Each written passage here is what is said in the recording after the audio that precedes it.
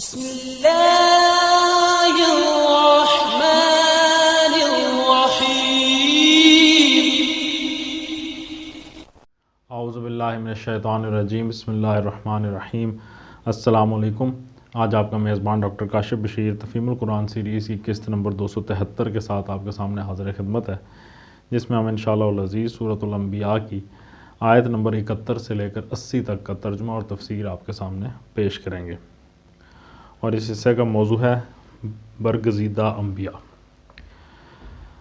اللہ تعالیٰ سے دعا ہے کہ اللہ تعالیٰ ہمیں نیک اعمال کرنے کی توفیق عطا فرمائے اور ہمیں اپنے ان بندوں میں شامل فرما لے جس پر اس کا انعام نازل ہوا۔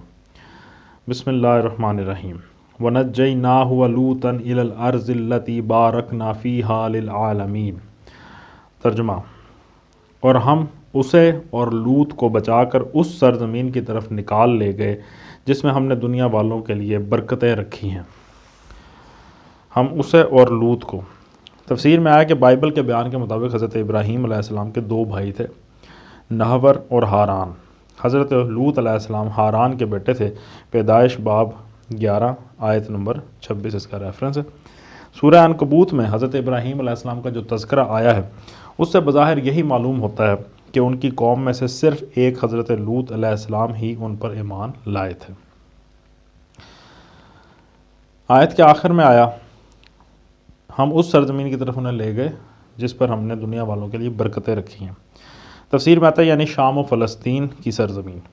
اس کی برکتیں مادی بھی ہیں اور روحانی بھی۔ مادی حیثیت سے وہ دنیا کے زرخیز ترین علاقوں میں سے ہے، اور روحانی حیثیت سے وہ 2000 برس تک انبیاء علیہم السلام کا محبت رہی ہے۔ دنیا کے کسی دوسرے خطے میں اتنی کثرت سے انبیاء مبعوث نہیں ہوئے۔ وَوَهَبْنَا لَهُ إِسْحَاقَ وَيَعْقُوبَ نَافِلَةً وَكُلًّا جَعَلْنَا صَالِحِينَ۔ ترجمہ: اور ہم نے اسے اسحاق علیہ السلام عطا کیا اور یعقوب علیہ السلام اس پر مزید، اور ہر ایک کو صالح بنایا۔ تفسیر میں آتا ہے مزید سے مراد ہے کہ یعنی بیٹے کے بعد پوتا بھی ایسا ہوا جسے نبوت سے سرفراز کیا گیا۔ وَجَعَلْنَاهُمْ أَئِمَّةً يَهْدُونَ بِأَمْرِنَا وَأَوْحَيْنَا إِلَيْهِمْ فِعْلَ الْخَيْرَاتِ وَإِقَامَ الصَّلَاةِ وَإِيتَاءَ الزَّكَاةِ وَكَانُوا لَنَا عَابِدِينَ۔ ترجمہ: اور ہم نے ان کو امام بنا دیا جو ہمارے حکم سے رہنمائی کرتے تھے، اور ہم نے انہیں وحی کے ذریعے نیک کاموں کی اور نماز قائم کرنے اور زکوٰۃ دینے کی ہدایت کی، اور وہ ہمارے عبادت گزار تھے۔ تفسیر میں آتا ہے کہ حضرت ابراہیم علیہ السلام کی زندگی کے اس اہم واقعے کا بائبل میں کوئی ذکر نہیں ہے، بلکہ ان کی زندگی کے عراقی دور کا کوئی واقعہ بھی اس کتاب میں جگہ نہیں پا سکا۔ نمرود سے ان کی مٹ بھیڑ، باپ اور قوم سے ان کی کشمکش، بت پرستی کے خلاف ان کی جد و جہد، آگ میں ڈالے جانے کا قصہ اور بالآخر ملک چھوڑنے پر مجبور ہونا، ان میں سے ہر چیز بائبل کی کتاب پیدائش کے مصنف کی نگاہ میں ناقابل التفات تھی۔ وہ صرف ان کی ہجرت کا ذکر کرتا ہے، مگر وہ بھی اس انداز سے کہ جیسے ایک خاندان تلاش معاش میں ایک ملک چھوڑ کر دوسرے ملک میں جا کر آباد ہو رہا ہے۔ قرآن اور بائبل کا اس سے بھی زیادہ دلچسپ اختلاف یہ ہے کہ قرآن کے بیان کی روح سے حضرت ابراہیم علیہ السلام کا مشرک باپ ان پر ظلم کرنے میں پیش تھا، اور بائبل کہتی ہے کہ ان کا باپ خود اپنے بیٹوں، پوتوں اور بہوؤں کو لے کر ہاران میں جا بسا۔ باب نمبر 11 آیات نمبر 27 تا 32۔ اس کے بعد یک خدا حضرت ابراہیم علیہ السلام سے کہتا ہے کہ تو ہاران کو چھوڑ کر کنعان میں جا کر بس جا، اور میں تجھے ایک بڑی قوم بناؤں گا اور برکت دوں گا اور تیرا نام سرفراز کروں گا۔ سو تو باعث برکت ہو، جو تجھے مبارک کہیں ان کو میں برکت دوں گا، اور جو تجھ پر لعنت کرے اس پر میں لعنت کروں گا، اور زمین کے سب قبیلے تیرے وسیلے سے برکت پائیں گے۔ ریفرنس ہے باب نمبر 12 آیت نمبر 1 سے 3۔ یہاں پر کچھ سمجھ نہیں آتا کہ اچانک حضرت ابراہیم پر یہ نظر عنایت کیوں ہو گئی۔ تلمود میں البتہ سیرت ابراہیمیہ کے عراقی دور کی وہ بیشتر تفصیلات ملتی ہیں جو قرآن کے مختلف مقامات پر بیان ہوئی ہیں، مگر دونوں کا تقابل کرنے سے نہ صرف یہ کہ قصے کے اہم اجزاء میں بین تفاوت نظر آتا ہے، بلکہ ایک شخص صریح طور پر یہ محسوس کر سکتا ہے کہ تلمود کا بیان بکثرت بے جوڑ اور خلاف قیاس باتوں سے بھرا ہوا ہے، اور اس کے برعکس قرآن بالکل منقح صورت میں حضرت ابراہیم علیہ السلام کے اہم واقعات زندگی کو پیش کرتا ہے، جن میں کوئی لغو بات آنے نہیں پائی ہے۔ توضیح مدعا کے لیے ہم یہاں تلمود کی داستان کا خلاصہ پیش کرتے ہیں تاکہ ان لوگوں کی غلطی پوری طرح کھل جائے جو قرآن کو بائبل اور یہودی لٹریچر کا خوشہ چین قرار دیتے ہیں۔ تلمود کا بیان ہے کہ حضرت ابراہیم علیہ السلام کی پیدائش کے روز نجومیوں نے آسمان پر ایک علامت دیکھی اور نمرود کو مشورہ دیا کہ تارہ کے ہاں جو بچہ پیدا ہوا ہے اسے قتل کر دے۔ چنانچہ وہ ان کے قتل کے درپے ہوا، مگر تارہ نے اپنے غلام بچہ ان کے بدلے میں دے کر انہیں بچا لیا۔ اس کے بعد تارہ نے اپنی بیوی اور بچے کو ایک غار میں لے جا کر چھپا دیا جہاں 10 سال تک وہ رہے۔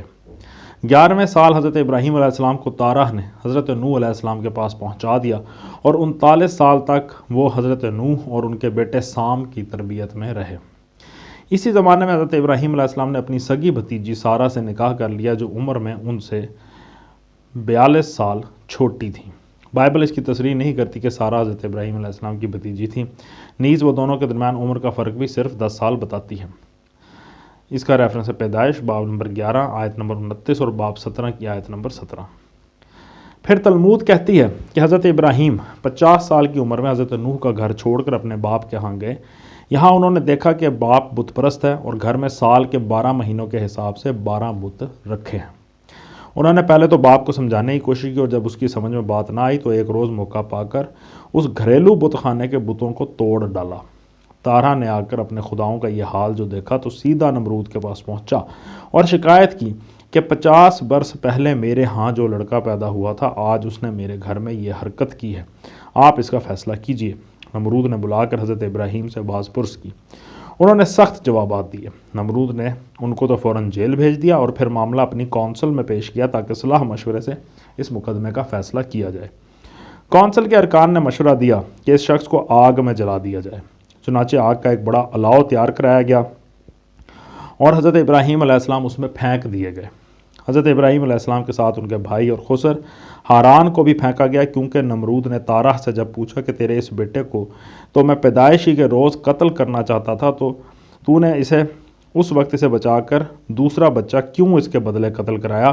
تو اس نے کہا کہ میں نے ہاران کے کہنے سے یہ حرکت کی تھی، اس لیے خود اس فعل کے مرتکب کو تو چھوڑ دیا گیا اور مشورہ دینے والے کو حضرت ابراہیم علیہ السلام کے ساتھ آگ میں پھینکا گیا۔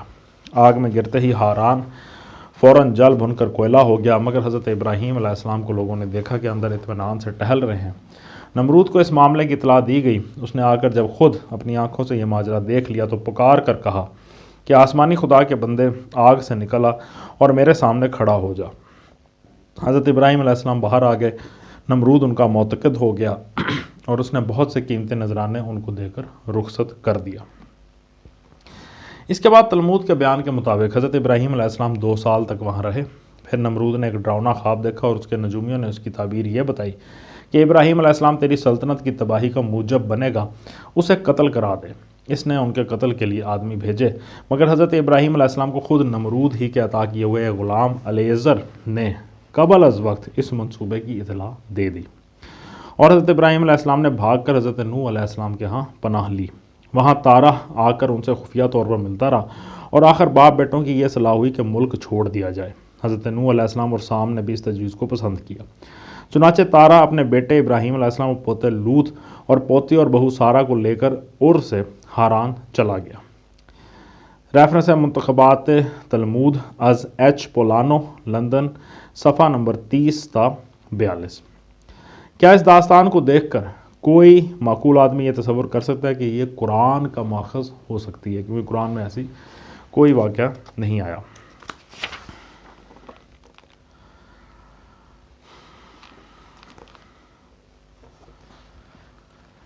وَلُوطًا آتَيْنَاهُ حُكْمًا وَعِلْمًا وَنَجَّيْنَاهُ مِنَ الْقَرْيَةِ الَّتِي كَانَتْ تَعْمَلُ الْخَبَائِثَ إِنَّهُمْ كَانُوا قَوْمَ سَوْءٍ فَاسِقِينَ۔ ترجمہ، اور لوط علیہ السلام کو ہم نے حکم اور علم بخشا اور اسے اس بستی سے بچا کر نکال دیا جو بدکاریاں کرتی تھی، در حقیقت وہ بڑی ہی بری فاسق قوم تھی۔ تفسیر میں آتا ہے حکم اور علم بخشنا بالعموم قرآن مجید میں نبوت عطا کرنے کے ہم معنی ہوتا ہے۔ حکم سے مراد حکمت بھی ہے، صحیح قوت فیصلہ بھی، اور اللہ تعالیٰ کی طرف سے سند حکمرانی یعنی اتھارٹی کا حاصل ہونا بھی۔ رہا علم تو اس سے مراد وہ علم حق ہے جو وحی کے ذریعے عطا کیا گیا ہو۔ حضرت لوط علیہ السلام کے متعلق مزید تفصیلات سورہ الاعراف، سورہ ہود اور سورہ الحجر میں آئی ہیں۔ وَأَدْخَلْنَاهُ فِي رَحْمَتِنَا إِنَّهُ مِنَ الصَّالِحِينَ، ترجمہ اور لوط کو ہم نے اپنی رحمت میں داخل کیا، وہ صالح لوگوں میں سے تھا۔ وَنُوحًا إِذْ نَادَى مِن قَبْلُ فَاسْتَجَبْنَا لَهُ فَنَجَّيْنَاهُ وَأَهْلَهُ مِنَ الْكَرْبِ الْعَظِيمِ، ترجمہ اور یہی نعمت ہم نے نوح علیہ السلام کو دی، یاد کرو جبکہ ان سب سے پہلے اس نے ہمیں پکارا تھا، ہم نے اس کی دعا قبول کی اور اسے اور اس کے گھر والوں کو کرب عظیم سے نجات دی۔ اس نے ہمیں پکارا تھا۔ تفسیر میں آتا ہے اشارہ ہے حضرت نوح علیہ السلام کی اس دعا کی طرف جو ایک مدت دراز تک اپنی قوم کی اصلاح کے لیے مسلسل کوشش کرتے رہنے کے بعد آخرکار تھک کر انہوں نے مانگی تھی، جس کا مفہوم ہے کہ پروردگار میں مغلوب ہو گیا ہوں، اب میری مدد کو پہنچ۔ سورۃ القمر کی آیت نمبر 10 میں یہ دعا آئی ہے۔ مزید سورہ نوح کی آیت نمبر 26 میں آیا کہ پروردگار زمین پر ایک کافر باشندہ بھی نہ چھوڑ۔ آیت کے آخر میں آتا ہے ہم نے اس کی دعا قبول کی اور اسے اور اس کے گھر والوں کو کرب عظیم سے نجات دی۔ تفسیر میں آتا ہے کرب عظیم سے مراد یا تو ایک بدکردار قوم کے درمیان زندگی بسر کرنے کی مصیبت ہے یا پھر طوفان۔ حضرت نوح علیہ السلام کے قصے کی تفصیلات سورۃ الاعراف، سورہ یونس، سورہ ہود اور سورہ بنی اسرائیل میں آئی ہیں۔ وَنَصَرْنَاهُ مِنَ الْقَوْمِ الَّذِينَ كَذَّبُوا بِآيَاتِنَا إِنَّهُمْ كَانُوا قَوْمَ سَوْءٍ فَأَغْرَقْنَاهُمْ أَجْمَعِينَ، ترجمہ اور اس قوم کے مقابلے میں اس کی مدد کی جس نے ہماری آیات کو جھٹلا دیا تھا، وہ بڑے برے لوگ تھے، پس ہم نے ان سب کو غرق کر دیا۔ وَدَاوُودَ وَسُلَيْمَانَ إِذْ يَحْكُمَانِ فِي الْحَرْثِ إِذْ نَفَشَتْ فِيهِ غَنَمُ الْقَوْمِ وَكُنَّا لِحُكْمِهِمْ شَاهِدِينَ، ترجمہ اور اسی نعمت سے ہم نے داؤد و سلیمان علیہ السلام کو سرفراز کیا۔ یاد کرو وہ موقع جبکہ وہ دونوں ایک کھیت کے مقدمے میں فیصلہ کر رہے تھے جس میں رات کے وقت دوسرے لوگوں کی بکریاں پھیل گئی تھیں اور ہم ان کی عدالت خود دیکھ رہے تھے۔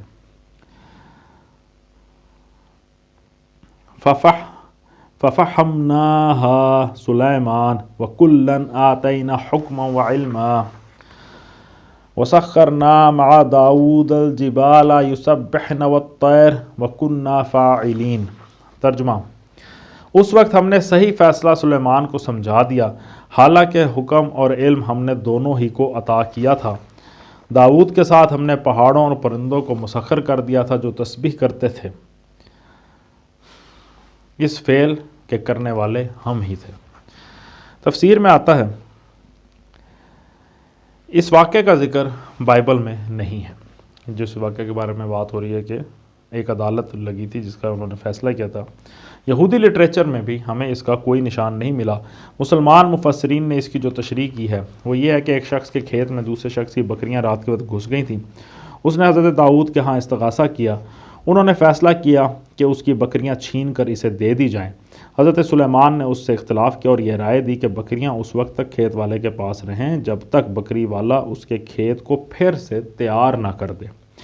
اسی کے متعلق اللہ تعالیٰ فرما رہا ہے کہ یہ فیصلہ ہم نے سلیمان علیہ السلام کو سمجھایا تھا، مگر چونکہ مقدمے کی یہ تفصیل قرآن میں بیان نہیں ہوئی ہے اور نہ کسی حدیث میں نبی صلی اللہ علیہ وآلہ وسلم سے اس کی تصریح نقل ہوئی ہے، اس لیے یہ نہیں کہا جا سکتا کہ اس طرح کے مقدمے میں یہی ثابت شدہ اسلامی قانون ہے۔ یہی وجہ ہے کہ حنفیہ، شافعیہ، مالکیہ اور دوسرے فقہائے اسلام کے درمیان اس امر میں اختلاف واقع ہوا ہے کہ اگر کسی کا کھیت دوسرے شخص کے جانور خراب کر دیں تو کوئی تاوان عائد ہوگا یا نہیں، اور عائد ہوگا تو کس صورت میں ہوگا اور کس صورت میں نہیں، نیز یہ کہ تاوان کی شکل کیا ہوگی۔ اس سیاق و سباق میں حضرت داؤد و سلیمان علیہ السلام کے اس خاص واقعے کا ذکر کرنے سے مقصود یہ ذہن نشین کرنا ہے کہ انبیاء علیہ السلام نبی ہونے اور اللہ کی طرف سے غیر معمولی طاقتیں اور قابلیتیں پانے کے باوجود ہوتے انسان ہی ہیں، الوہیت کا کوئی شائبہ ان میں نہ ہوتا تھا۔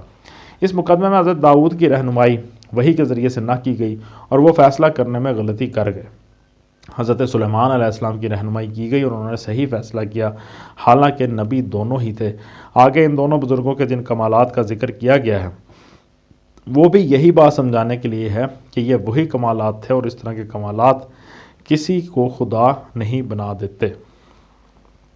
ضمناً اس آیت سے عدالت کا یہ اصول بھی معلوم ہوا کہ اگر دو جج ایک مقدمے کا فیصلہ کریں اور دونوں کے فیصلے مختلف ہوں تو اگرچہ صحیح فیصلہ ایک ہی کا ہوگا لیکن دونوں برحق ہوں گے، بشرطے کہ عدالت کرنے کی ضروری استعداد دونوں میں موجود ہو، ان میں سے کوئی جہالت اور نہ تجربہ کاری کے ساتھ عدالت کرنے نہ بیٹھ جائے۔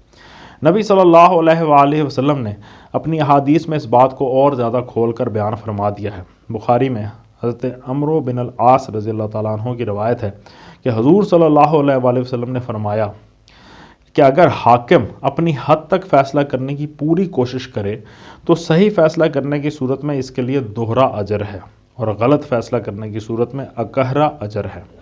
ابو داؤد اور ابن ماجہ میں بریدہ رضی اللہ تعالیٰ عنہ کی روایت ہے کہ آپ نے فرمایا کہ قاضی تین قسم کے ہیں، ایک ان میں سے جنتی ہے اور دو جہنمی۔ جنتی وہ قاضی ہے جو حق کو پہچان جائے تو اس کے مطابق فیصلہ دے، مگر جو شخص حق کو پہچاننے کے باوجود خلاف حق فیصلہ دے تو وہ جہنمی ہے، اور اسی طرح وہ بھی جہنمی ہے جو علم کے بغیر لوگوں کے فیصلے کرنے کے لیے بیٹھ جائے۔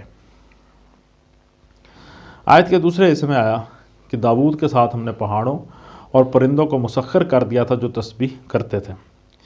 تفسیر میں آتا ہے ما داؤد کے الفاظ ہیں، لی داؤد کے الفاظ نہیں ہیں، یعنی داؤد علیہ السلام کے لیے نہیں بلکہ ان کے ساتھ پہاڑ اور پرندے مسخر کیے گئے تھے، اور اس تسخیر کا حاصل یہ تھا کہ وہ بھی حضرت ممدوح کے ساتھ اللہ کی تسبیح کرتے تھے۔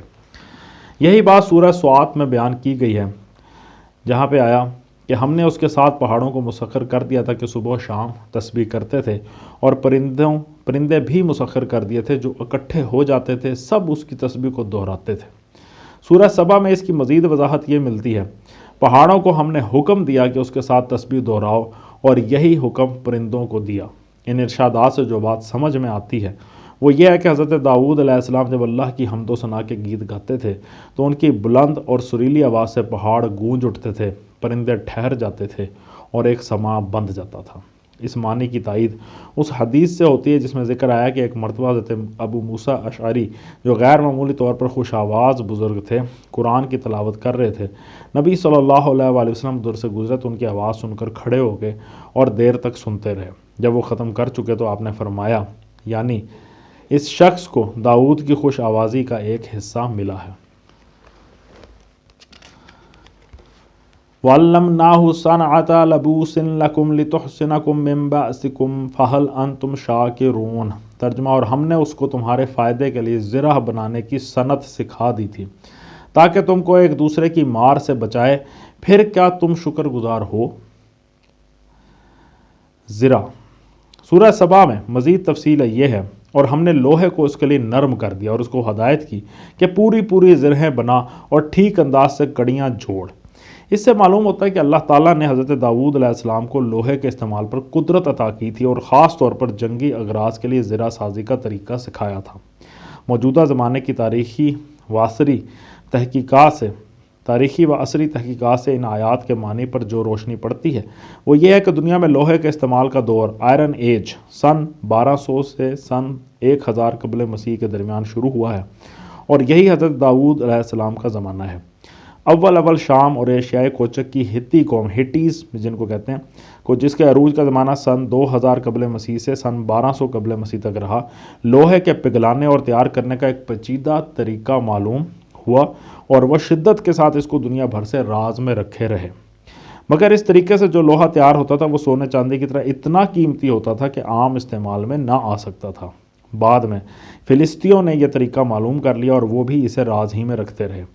طالوت کی بادشاہی سے پہلے ہتھیوں اور فلسطینیوں نے بنی اسرائیل کو پیہم شکستیں دے کر جس طرح فلسطین سے تقریباً بے دخل کر دیا تھا، بائبل کے بیان کے مطابق اس کے وجوہ میں سے ایک اہم وجہ یہ بھی تھی کہ یہ لوگ لوہے کی رتھیں استعمال کرتے تھے اور ان کے پاس دوسرے آہنی ہتھیار بھی تھے۔ ریفرنس ہے یشوع کا باب نمبر 17 آیت نمبر 16، قزاق کا باب نمبر 1 آیت نمبر 19، باب نمبر 4 آیت نمبر 2 سے 3۔